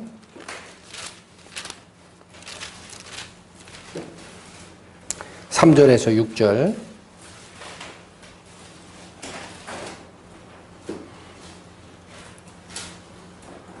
자, 이제 그러한 고난과 시험과 인내가 왜 필요한지가 여기 드러납니다. 로마서 5장 3절에서 6절 보시겠습니다. 다만 이뿐 아니라 앞에서부터 읽을까요? 2절부터 또한 그로 말미암아 우리가 믿음으로 서 있는 이 은혜에 들어감을 얻었으며 하나님의 영광을 바라고 즐거워하느니라.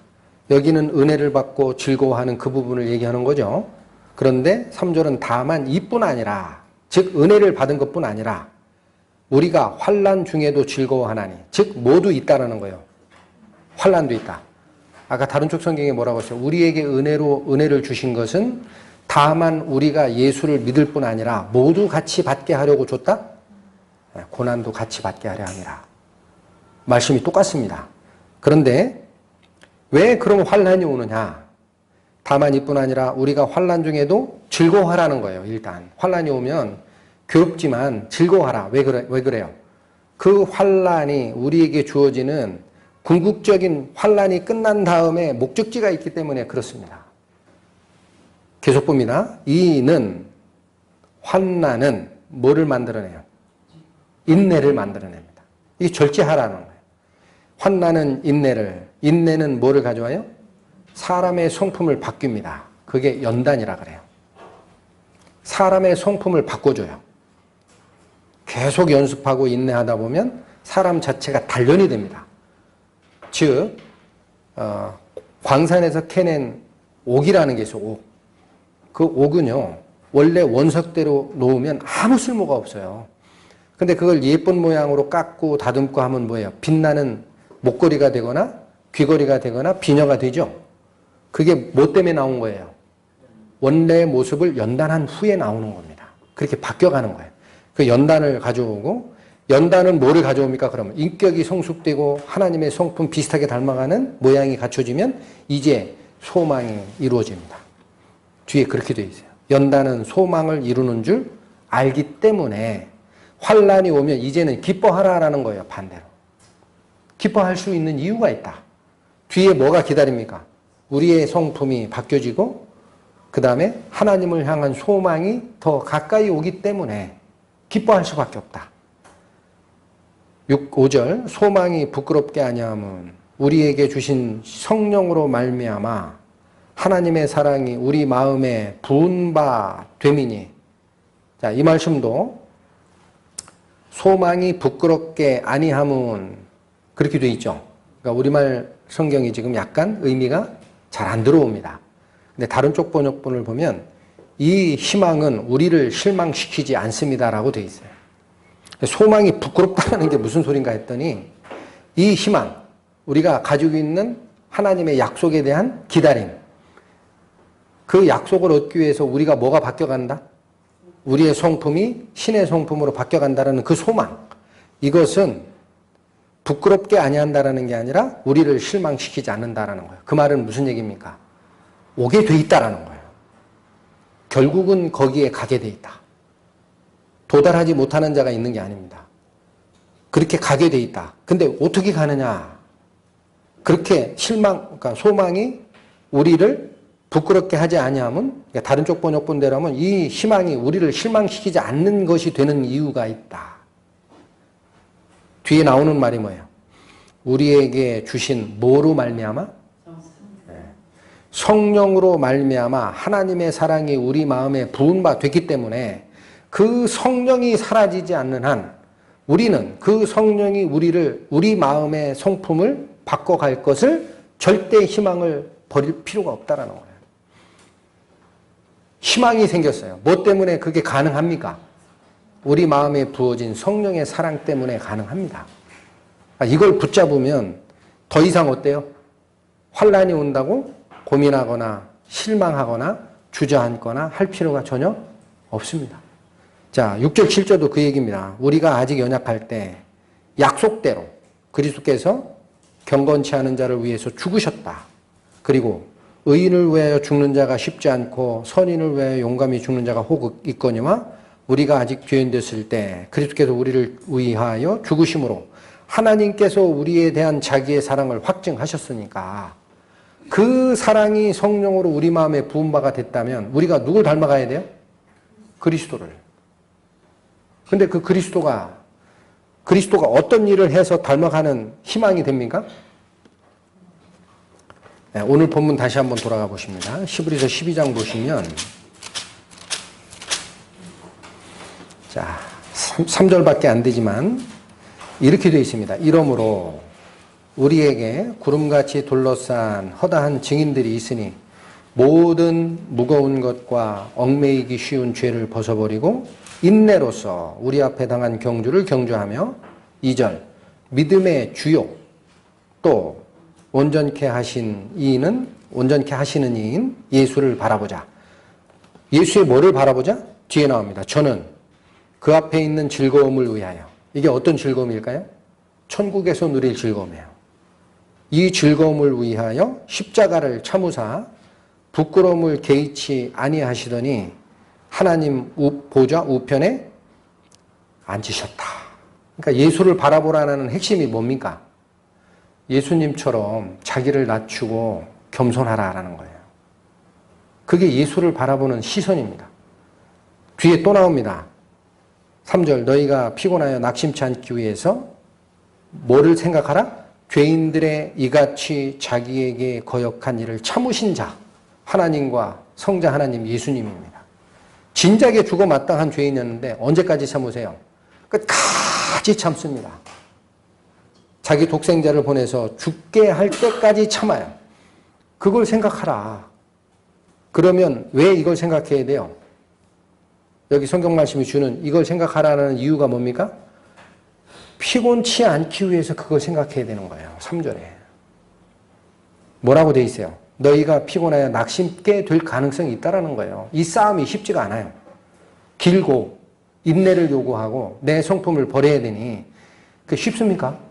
중간에 자꾸 쓰려고 그러고 자빠지려고 그러고 주저앉고 싶어요. 그렇게 안 되려면 누구를 바라보라?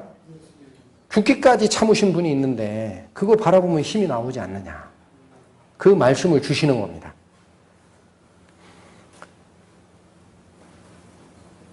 쉽지 않은 싸움이지만 어때요? 예수님을 바라봐야 되는 이유가 여기 설명이 되어 있어요. 그런데 저는 이제 성경을 상고하다 보니까 이 내부적인 갈등, 고민, 불편함, 이걸 넘어서 우리가 잘못된 길로 갈 수도 있지 않습니까?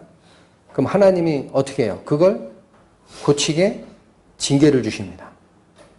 그런데 징계를 왜 주느냐 봤더니 징계의 목적도 신의 성품에 참여케 하는 거예요. 우리의 거룩함이에요.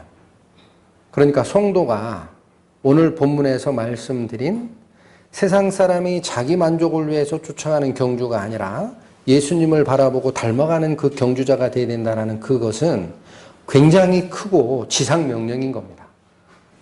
징계의 목적 자체도 우리를 거룩함으로 이끌기 위한 수단이라는 거예요.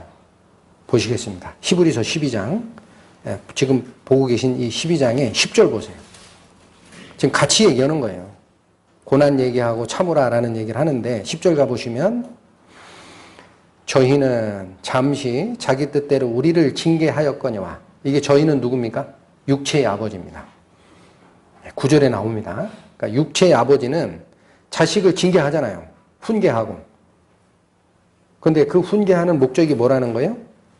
일시적인 거고, 아버지가 자녀에 대해서 이렇게 했으면 좋겠다라는 것을 이루기 위한 자기의 뜻 때문에 자녀를 징계하고 훈육하는 거예요. 그건 영원한 게 아닙니다. 그런데 이어집니다. 오직 하나님은, 여기 오직이란 말이 나오면은 항상 마음을 가다듬으십시오. 이 이유밖에 없다라는 거예요. 오직이란 말이 나오면. 자, 오직 하나님은 우리의 유익을 위하여 뭐 때문에? 그의 거룩하심에 참여케 하시느니라. 그러니까 하나님이 우리에게 징계를 주는 목적이 뭐라는 겁니까? 오직 이것밖에 없다. 어디에 참여케 하려고? 그의 거룩하심에 참여케 하시기 위해 우리에게 징계까지 주시는 거예요. 징계의 목적이 그분을 닮아가는 삶을 살라라는 얘기입니다. 그분의 신의 성품에 참여하는 자가 되라라는 얘기고, 내가 거룩하니 너희도 거룩한 자가 되라라는 말씀을 주시는 이유도, 그게 안 되면 말씀으로 훈계하고, 그래도 안 되고 엉뚱한 길로 가면 징계까지 주시는 이유가 뭐 때문에 그렇다고요? 그분의 거룩함을 닮는, 그게 우리의 경주가 되어야 되기 때문에 징계까지 주시는 거예요. 징계의 목적도 이거라는 거예요. 그러니까 이 말씀을 우리가 받을 때 다시 낮아져야 됩니다.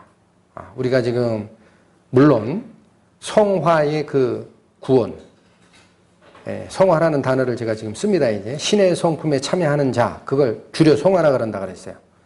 성화에 다가가는 그 생활 속에 이루어지는 나의 변화, 구원이 왜 얼마만큼 중요한지가 드러나는 거예요. 그게 경주의 목적이 됩니다.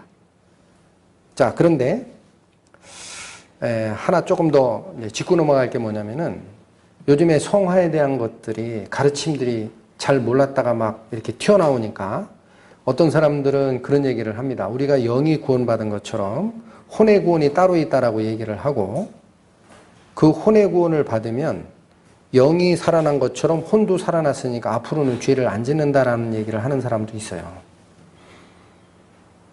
그래서 아예 복음 집회 때 혼의 구원을 집회 일부로 참여하는 설교도 봤어요. 듣고 있고. 그럼 그게 뭡니까? 영의 구원, 죄사함의 구원을 깨닫듯이 혼의 구원도 그렇게 깨닫는다라고 생각하는 거죠. 그렇죠? 네. 그렇게 되면 굉장히 위험한 교리가 나옵니다. 무슨 교리가 나오냐면, 영이 거듭나고 구원을 받았는데 혼의 구원이 영의 거듭남처럼 일시적으로 성령의 도움으로 나에게 얻어지는 거라면, 영이 거듭나고 혼이 구원의 단계가 가기 전에 죽은 사람은 어떻게 되는 겁니까? 구원의 완성이 없는 거죠. 그 논리라면. 그래서 문제가 생겨요, 설교에. 그러니까 임금이 배설한 하늘나라의 잔치에 참여했다가 예복을 입지 않은 자가 쫓겨난 게 혼의 구원이 완성이 안 된 자이기 때문에 쫓겨난다라는 설교가 나옵니다. 그래서 우리가 살펴야 돼요. 하나님의 성품을 쫓아가는 이 성화라는 것이 굉장히 중요함을 알았는데 그걸 오해하는 분들이 있다는 거예요. 자, 그래서 빌립보서 잠깐 보실까요? 빌립보 3장.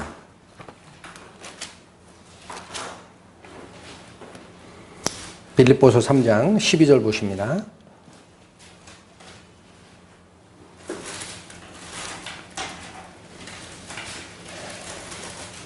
읽겠습니다. 내가 이미 얻었다 함도 아니요 온전히 이루었다 함도 아니라 오직 내가 그리스도 예수께 잡힌 바 된 그것을 잡으려고 조차 하노라. 이거 누가 쓴 말씀이죠? 사도 바울입니다. 사도 바울마저도 뭐라고 얘기해요? 두 가지로 부인합니다. 두 가지로 부인하는 걸 보셔야 됩니다. 첫 번째, 내가 이미 얻었다 함이 아니라.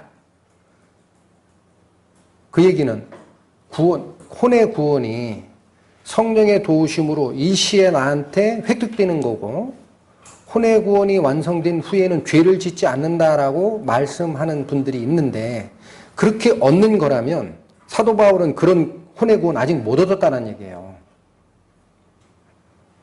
맞죠? 그럼 사도 바울이 이 편지를 쓰는 시점에서 돌아가셨다면 그분은 예복을 입지 못해서 쫓겨난 자가 되는 겁니다. 근데 그게 아니라는 거예요. 내가 이미 얻은 게 아니다. 또 하나가 있습니다. 뒤에 나오는 게 온전히 이루었다 함도 아니라, 두 개를 부인해요. 온전히 이루었다라는 건 또 뭘까요? 성화를, 그러니까 자기의 성품이 하나님의 신성한 성품을 닮아가는 그 구원, 성화의 구원이 내가 노력해서 달성하는 줄 아는 사람이 있어요, 또. 그러면 자기가 완성하는 겁니다. 여기 뭐라고 됐어요? 온전히 이루었다 함도 아니라. 그러니까 성화의 구원은 내 노력으로 되는 겁니까? 안 되는 겁니다. 아까 말씀드렸지만 하나님의 성령으로 그분의 사랑이 우리 마음에 부은 바 된 것이기 때문에 그 성령의 이끄심으로 우리의 성품이 바뀌어가는 거지, 나의 노력과 나의 연단과 나의 수도 생활이 내 성품을 바뀌어가는 게 아닙니다. 그러니까 그건 사람이 이루는 과정도 아니라는 거예요. 그러면 성화가 뭡니까 도대체? 여기 나오죠. 오직 이것밖에 없다라는 거예요.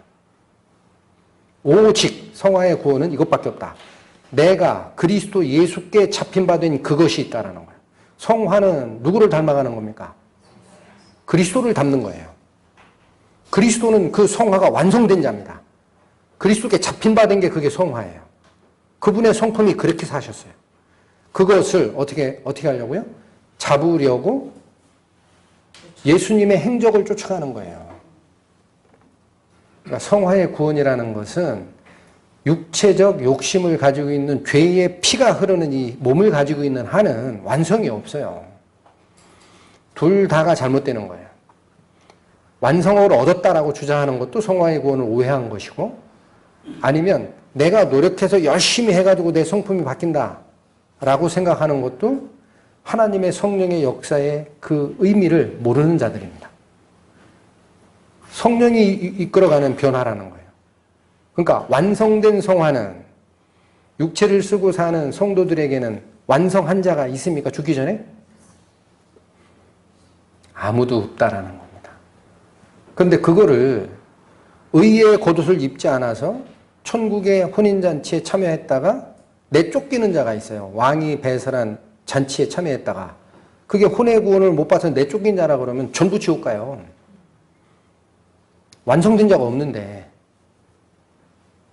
뭐가 위험한지 드러납니까? 성경이 가르치는 바는 아까도 얘기했지만 그게 경주입니다. 끝까지 가는 경주예요. 어려워요. 내가 가지고 있는 육체적 본성을 제어해야 되고, 내가 제어하는 게 아니라 사실은 내 속에 들리는 성령의 음성을 쫓다 보면 이게 제어가 돼요. 그게 비밀입니다. 그 과정을 한 번이 아니라 두 번이 아니라 세 번이 아니라 계속해야 됩니다. 왜? 옆에서 계속 찌르거든요. 육체적 정욕이. 그래서 아주 오랜 경주이고, 그래서 인내가 필요하고, 그래서 뭐예요? 사도 바울마저도 내가 이 비밀을 전파한 다음에 내가 오히려 실격자가 되지 않기 위해 어떻게 했다 그래요? 내 몸을 쳐서 복종하는 일을 나도 한다. 끝나는 싸움이 아닙니다. 자, 그래서 오늘은 우리가 앞으로 하늘나라에 올라가면은 의의 평강한 열매를 가지고 추수감사를 드릴 겁니다.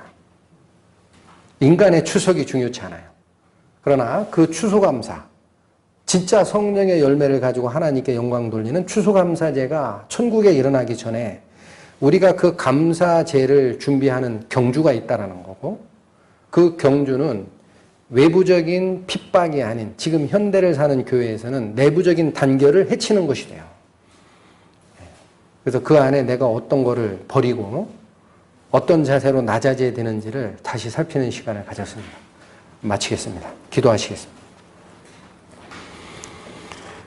하나님 아버지 감사합니다. 저희가 살아가야 될 그 길을 똑같은 육체를 쓰고 오셔서 온갖 육체의 유혹을 받으시고 그 전부를 물리치셨던 맏아들 되신 예수 그리스도의 삶을 통해 우리에게 본을 보이셨고 그 길을 쫓아 너희도 닮아오는 자가 되라 라는 부탁의 말씀을 다시 한번 상고하였습니다. 아무쪼록 저희의 마음 속에 성경의 가르침의 그 말씀들이 뿌리를 받고 자라서 열매를 맺어 저희의 행동거지까지 바뀌어지는 신의 성품에 참여하는 그 변화가 중단 없이 이루어질 것을 원하오며 그 힘을 성령께서 주시기를 또한 부탁드립니다. 이 모든 말씀 우리를 구원하시고 하나님의 성품으로 인도하시는 우리 주 예수 그리스도의 이름으로 감사하며 기도 올렸습니다. 아멘.